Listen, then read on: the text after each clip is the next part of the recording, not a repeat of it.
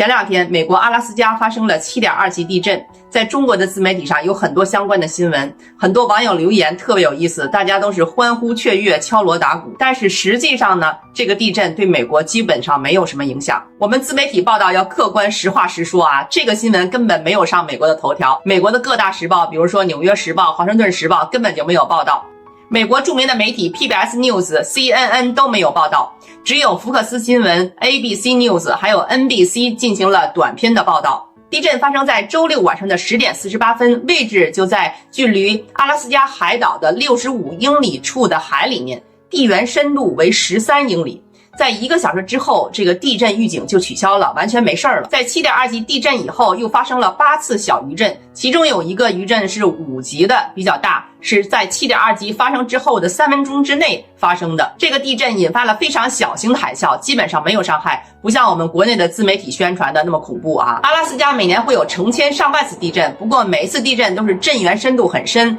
而且震级很小，基本上感受不到。不过这一次阿拉斯加7.2级地震已经是它有史以来第2大地震了。阿拉斯加有史以来最强烈的一次地震呢，是发生在1964年，那一次呢是9.2级地震。距离这次地震最近的海岛上，它的人口是非常稀少的，它的游客可能比当地的人口还多，所以这次地震呢，基本上对当地没有什么损伤。在美国，只有西海岸和东海岸几个大城市，它的人口比较密集，有一些高楼大厦，其他地方，尤其是阿拉斯加这种非常寒冷的地方，基本没什么人，并且他们的房子都是木头做的小平房，即使发生了地震，很快就能逃出来。阿拉斯加即使是美国面积最大的州，但是它的人口呢，可是排倒数第3，只有73万人，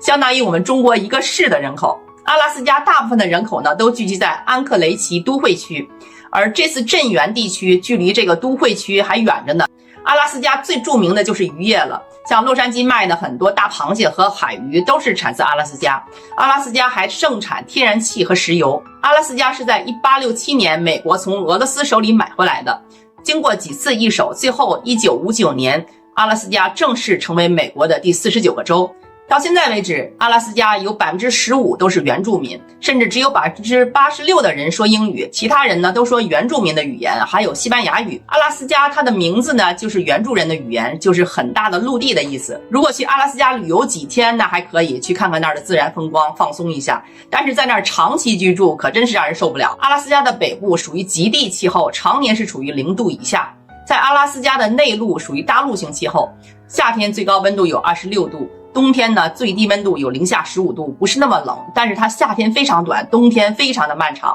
在阿拉斯加，很多人都有抑郁症。在几年前，我的老师刘晓东，他去阿拉斯加画画，他就画现场的写生。在他写生完以后，没想到跟着他画画的一个本地的青年，10几岁的小孩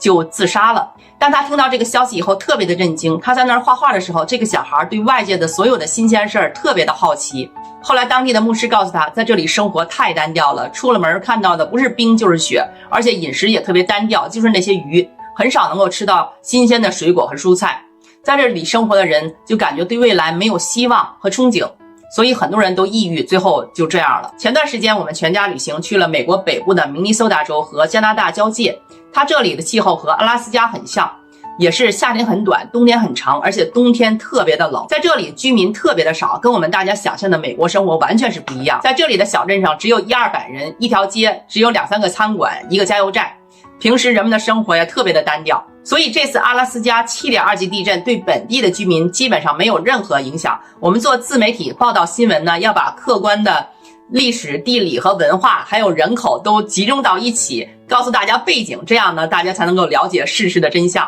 这次阿拉斯加7.2级地震跟我们10几年前中国四川7.8级地震可是完全不一样的概念。四川地震的地区人口非常的密集，并且很多地方都在山区，容易发生山体倒塌还有泥石流，并且中国的房子都是楼房，而且都是砖头水泥的，所以一旦倒塌特别容易发生人员伤亡。不管是哪一个国家地震，都希望全世界的人类呢都不要遭受这种意外灾害之苦。我会继续跟大家分享美国的所见所闻，感谢大家关注我，点赞、转发、留言，我们下次再聊，再见。